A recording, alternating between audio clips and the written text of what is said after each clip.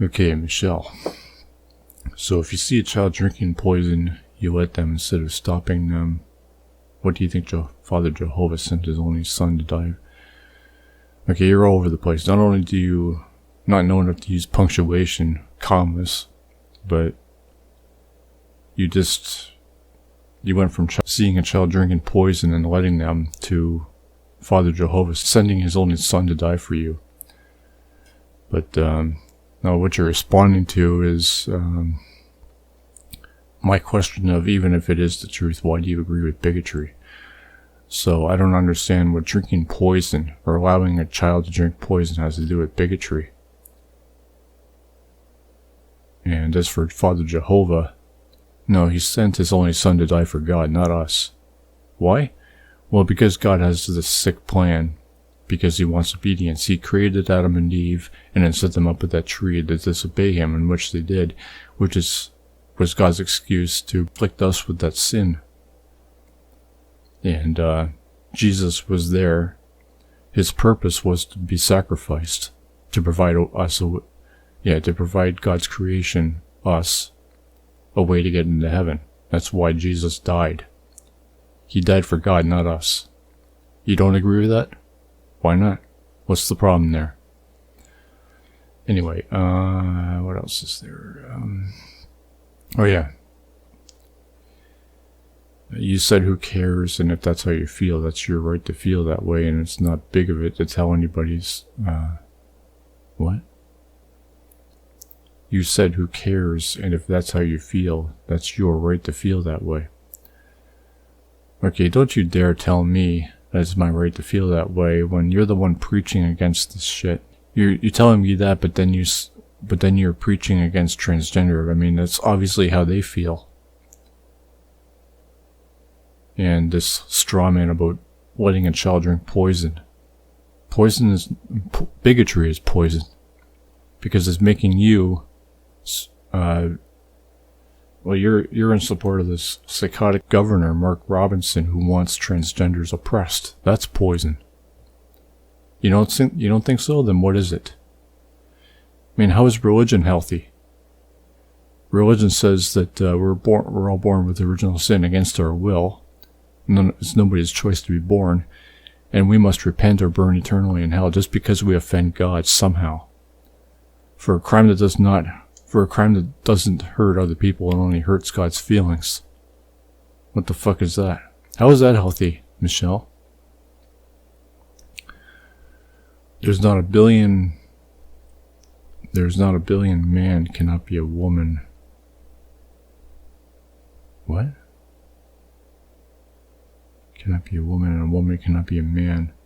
So what's the problem then? How are these people affecting you? If they can't, no, you don't have to talk to these people. Just ignore them. And I could say the same about you. You can believe God is real and Christianity is the truth. So what? I mean, you're allowed to believe that. Why can't these people believe that they can be a woman, or they can change their sex, their sexuality, or whatever, their gender? They're not allowed to, but you're allowed to believe Christianity is the truth. You're allowed to believe that, you're allowed to preach all this, but they're not allowed to believe, what the fuck? You don't like the fact. You don't like that fact. How is it a fact? Why do you want it to be a fact? It doesn't matter what I like. It's what you like. You're the one preaching here. Okay, next from you. He is right, and that's not being a bigot. You can't change your DNA. So what's the problem then? Are these transgender people bothering anybody?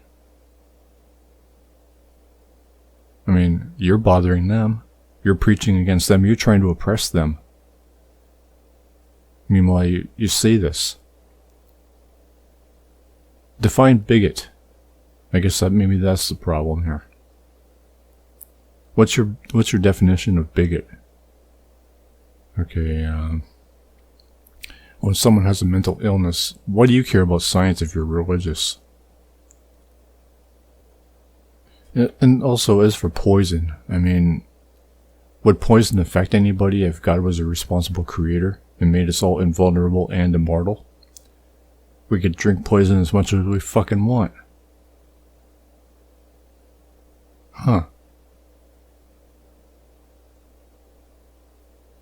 Okay, do you agree with all science? No? Why not? Because they don't support your beliefs, your religious beliefs, so why does this get a pass? How convenient, huh? And letting them make medical decisions that is not... What does going to school have to do with making medical decisions? I mean, you're making a decision for them. You're trying to oppress them. What good is that? Who are you to make any decisions for them? Who are you to make religious decisions? Why do you want to make religious decisions? How are religious decisions good? They're not in tune with reality. How are they in tune with reality? I want to ask you something. If you had a daughter and she went to the woman's bathroom and a man walked in and raped her, well, what does that have to do with being a transgender? Walks into a bathroom and rapes a woman, that's rape. What does that have to do with anything? That's a crime. Raping, it's called rape for a reason. What does that have to do with anything? Straw man. And you walk away with, I am a woman trapped in a man's body. That's psychological. What does that have to do with rape? How does that support your argument? How would that make you feel? And well, if somebody feels trapped in their body, that's psychological. But what does that have to do with rape? Of course, I'd be upset if my daughter got raped. But that alone, you're a straw man. It's nothing. This is not an argument. And you know the sad part, it has happened here in America. Yeah? Who is saying rape never happens in the world? Maybe if God was a responsible creator, rape wouldn't happen, huh? You are full of shit, Michelle.